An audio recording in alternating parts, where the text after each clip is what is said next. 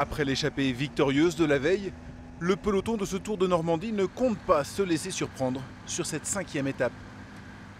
45 km/h de moyenne depuis Alençon, une allure assez soutenue pour annihiler toute tentative de fuite en solitaire. Mais l'union fait la force, un groupe de 6 se fait la belle sur les routes de l'Orne. Le plus dangereux d'entre eux au général, Clément Saint-Martin du WC Rouen, pointe à 44 secondes du maillot jaune. Rien de bien inquiétant pour le Norvégien Ole Forfang. Alors, autant s'installer confortablement pour profiter de la vue sur le marais du Grand Azé, près de Briouze.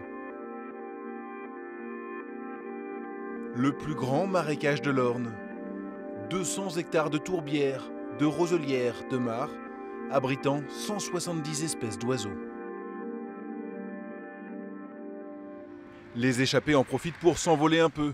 2 minutes d'avance, l'heure est à la stratégie. Je pense qu'il faut mieux essayer de ralentir pour que ça ralentisse derrière, pour garder un peu d'énergie, pour éventuellement accélérer dans le final. Derrière, effectivement, l'équipe du leader contrôle. Ni trop près, ni trop loin des fuyards qui entrent dans Bagnoles de l'Orne, une ville-étape historique de ce Tour de Normandie, mais pas aussi ancienne que la Tour, de bon vouloir juste à côté, à Juvilly sous Andenne. Ce manoir date du XVe siècle. Le site est classé aujourd'hui monument historique. Dans le final, la belle union des 6 se fissure, comme s'ils étaient résignés, sûrs de se faire reprendre par le peloton. Mais un homme y croit, Barnabas Pik, 20 ans seulement, champion de Hongrie du contre-la-montre.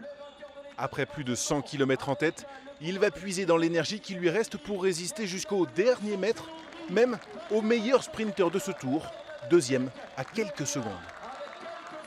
Je pense que je ne pouvais pas être certain de la victoire jusqu'aux 150 derniers mètres.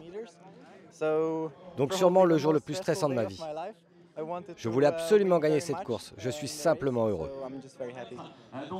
Le maillot jaune reste sur les mêmes épaules pour la première fois depuis le début de la semaine, celle du Norvégien Ole Forfang.